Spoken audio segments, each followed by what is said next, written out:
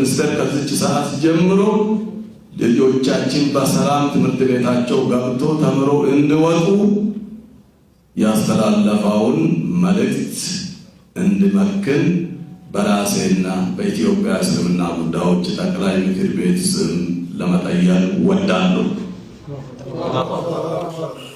ይህንን እስከ መጨረሻ ተከታትሎ የሚያስጨርሱ 17 አባላት ያሉበት ግብረ ኃይል ወይም ኮሚቴ ከሁሉም ባለድርሻዎች የተዋቀሩ መሆኑን በዚህ አጋጣሚ ልገልጽ ወዳለሁ።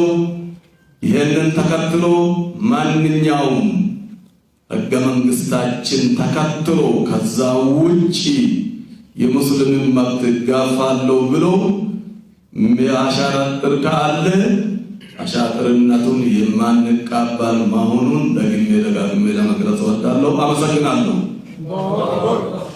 الحمد لله رب العالمين وصلى الله وسلم على نبينا محمد وعلى آله وصحبه أجمعين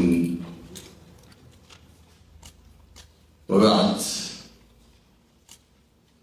يتكبروا የኢትዮጵያ እስልምና ጉዳዮች ጠቅላይ ምክር ቤት ተቀዳሚ ምክትል ፕሬዝዳንት፣ የተከበሩ የኢትዮጵያ እስልምና ጉዳዮች ጠቅላይ ምክር ቤት ምክትል ፕሬዝዳንት፣ የተከበራችሁ የዑለማዎች ስራ አስፈጻሚ ኮሚቴ አባላትና ሰብሳቢ፣ የተከበራችሁ የሙፍቲዎች አባላት፣ የተከበራችሁ የኢትዮጵያ እስልምና ጉዳዮች ጠቅላይ ምክር ቤት ስራ አስፈጻሚ ኮሚቴ አባላት፣ የተከበራችሁ የሚዲያ ባለቤቶች፣ እንዲሁም የተከበራችሁ በዚህ መስኮት የምትመለከቱን መላው ዜጎቻችን ሙስሊሞች፣ በሀገር ውስጥ የምትገኙ ከሀገር ውጭ የምትመለከቱን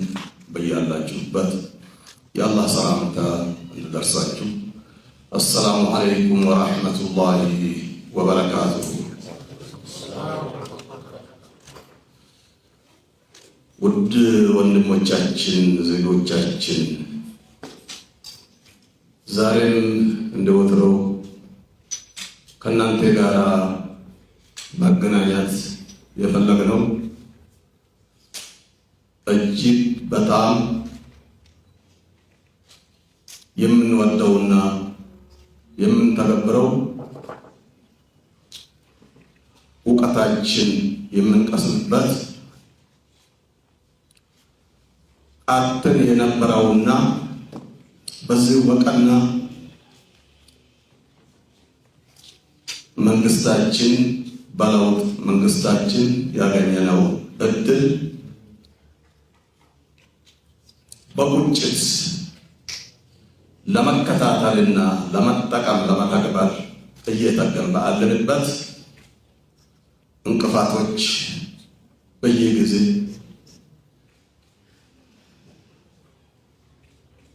ሲፈራረቁብን የነበሩና በትዕግስት በመቻቻል በሚለው መቻቻል የሚለውን ቃል ትተን ነበረ። በዚህ በለውጡ መንግስት መቻቻል ማለት ትርጉሙ ለእናንተ መተርጎም አያስፈልግም። አንዱ ሸካሚና አንዱ ተሸካሚ ማለት ነው። ያ የለም። ወቅቱ የእኩልነትና የሙሉ መብት መጠቀም ስለሆነ ነው። ሆኖም ግን በትምህርት ሚኒስቴር በኩል የሚመጣብንን በመቻቻል ነው እኛ ያሳለፍነው። በመቻል ነው ያሳለፍነው። እኛ እንደ ሙስሊም እንደ ኢትዮጵያ ሙስሊሞች የት እንደነበርንና ከየት እንደመጣን ምን ስንባል እንደነበርን ሁሉ ሁላችንም ወደ ኋላ ስንመልከት እናስታውሳለን። ያለፉትን ቁስሎች እንድነካኩ አንፈልግም። ያለፉትን ቁስሎች እንዲያስታውሱንም አንፈልግም። ምክንያቱም የለውጡ መንግስት መድኃኒቱን ሕክምናውን ይዞ መጥቶልናልና በክቡር ጠቅላይ ሚኒስትራችን የሚመራ መንግስት መድኃኒቱን ይዞ ስለመጣልንና መብቶቻችን ቀን በቀን እየተጠቀምንበትና እየተከበርንበት ባለንበት ወቅት በተወሰኑት ሚኒስትሮች በተወሰኑት ሌላው ከሳልናካ በትምህርት ሚኒስትር እየተደረገብን ያለ ከትምህርት ገበታ እንድንባረር ተባረናል፣ ተፈንቅለናል። ሴት ልጆቻችን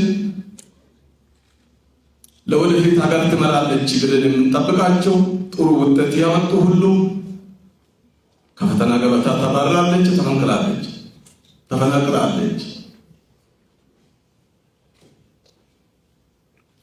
ከትምህርት ገበታ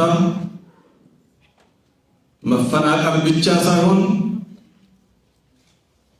መብታቸው ተረግጦ በአንዳንድ ሰላም ጠል አስተማሪዎች ሻሻቸው ከራሳቸው ከጭንቅላታቸው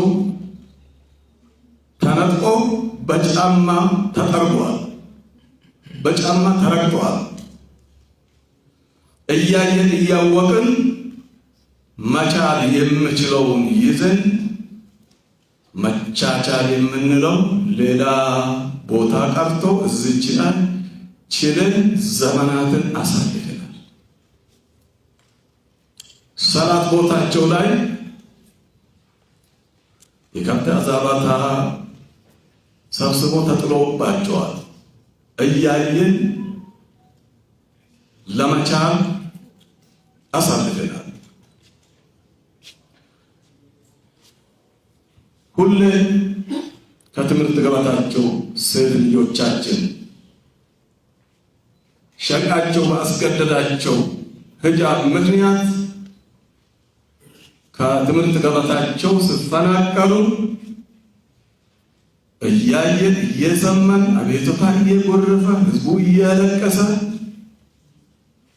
ብቸኛ ተቋማችን ነውና አቤት እያሉ ጆሮ ዳባ ሆነን እስኪ ሰላም ይበልጣል፣ በዚህ በተለይ በቀና መንግስታችን ላይ አጀንዳ በፍጹም መፍጠር አንፈልግም፣ እንድፈጠርም አንፈልግም።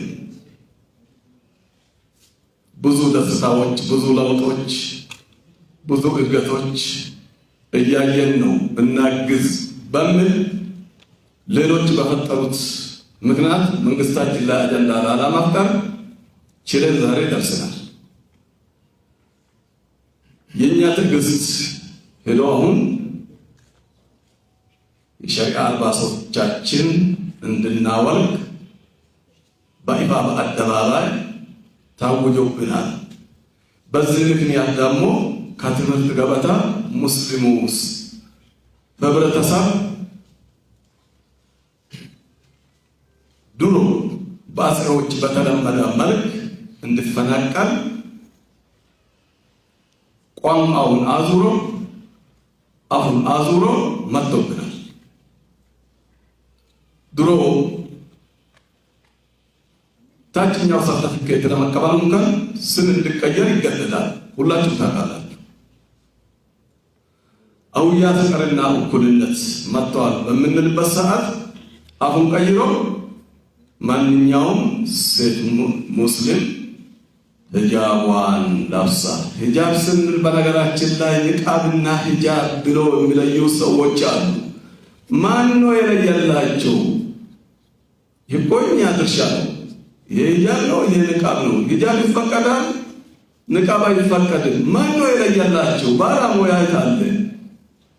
የትኛው ሸሪዓ ፍርድ ቤት ነው? የትኛው ደግሞ መጅልስ ነው ንቃብና ሂጃብ ለይቶ የሰጣቸው? ከየት እንደሚያመጡ አናውቅም። የራሱ ጣልቃ ገብነት ነው።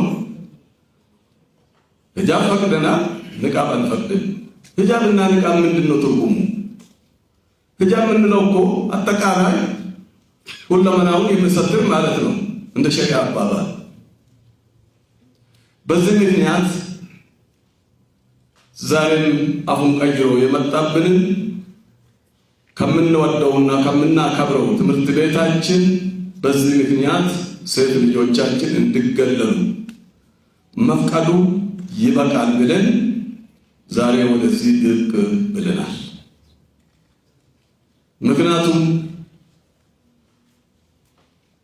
እርግጠኛ ነኝ መንግስታችን ሙሉ ለሙሉ መብታችን አክብሮ አስከብሮልን ባለንበት ሰዓት በአንድ ሴክተር በሁለት ሴክተር የሚደርስብንን ግፍና ጭቆና በፍጹም የማንቀበል መሆኑን በዚህ አጋጣሚ ለመላው ኢትዮጵያ ሙስሊም ህብረተሰብ ሊያረጋግጥላችሁ እወዳለሁ።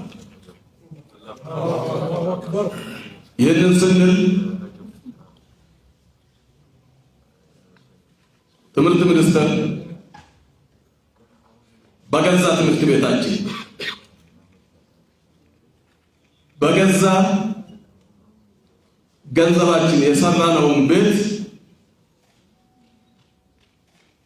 የግል ቤት አድርጎ እንደፈለገ የሚጫወትበት አጋጣሚ አንፈቅደውም። ይህንን ስንል ትምህርት ቤታችን የተከበረ፣ ፖሊሲዎች የተከበሩ፣ የትምህርት ፖሊሲ ሙሉ ለሙሉ ስንቀበል ከሸቃችን ጋር የማይሄዱትን የሚቃረኑትን በፍጹም የማንቀበልና ለማስተካከል የምንታገል መሆኑን እየገለጽን ትምህርት ሚኒስቴሩ ይህንን አውቆ ከዚህ በፊት የነበሩት የትምህርት ፖሊሲዎች የተቀየሩ መዓት እያሉ እውነትም ሂጃብን ወይም ንቃብን የሚከለክል ፖሊሲ ካለ ማስቀየር ለምን ተሳነው? ለምን ሌሎቹን አስቀይረዋልና። ይሄ ሌላ መልእክት ያለው ስለሆነ እኛ ኢትዮጵያ ሙስሊሞች ፍጹም ሰላም ወዳጆች፣ ፍጹም ሰላም አክባሪዎች፣ ፍጹም ደግሞ የመንግስታችን ዓላማ ተቀባዮች መሆናችን እየታወቀ በተለይ በዚህ ሰዓት ይሄ አጀንዳ መነሳቱ ለምን እንደተፈለገ መንግስታችን ወደ ምርጫ ፊቱን መልሶ እያስተባበረ ባለበት ይሄ አጀንዳ ሆኖ እንድነሳ ለምን እንደተፈለገ ራሱ አናውቅ። ምርጫችን ለወደፊት በሰላም በፍቅር በክብር ያለ ጫቀታ እንዲያልቅ ስለምንፈልግ ማንኛውም አጀንዳ ከምርጫችን ጋራ ማለት ምርጫችን ስንል ኢትዮጵያ ብሔራዊ ምርጫ ማለታችን ነውና ልክ ኢትዮጵያ እስልምና ጉዳይ ጠቅላይ ምክር ቤት ሰላማዊና ፍትሃዊ የሆነ መልኩ ምርጫውን እንደጨረሰ ሁሉ የመንግስታችንም ከዛ በበለጠ መልኩ በሰላማዊ መልክ እንዲያልቅ ስለምንፈልግ ማንኛውም አጀንዳ እዚህ መሀል ስለማንፈልግ ትምህርት ሚኒስቴር ከዚች ሰዓት ጀምሮ ልጆቻችን በሰላም ትምህርት ቤታቸው ገብቶ ተምሮ እንዲወጡ ያስተላለፈውን መልእክት እንድመክን በራሴና በኢትዮጵያ እስልምና ጉዳዮች ጠቅላይ ምክር ቤት ስም ለመጠየቅ ወዳለሁ።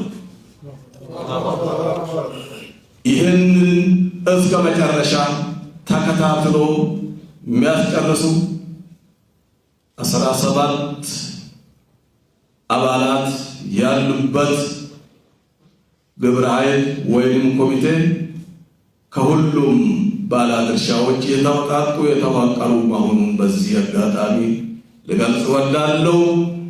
ይህንን ተከትሎ ማንኛውም ሕገ መንግስታችን ተከትሎ ከዛ ውጪ የሙስሊምን መብት ጋፋለሁ ብሎ የሚያሻጥር ካለ አሻጥርነቱን የማንቀበል መሆኑን ደግሜ ደጋግሜ ለመግለጽ እወዳለሁ። አመሰግናለሁ።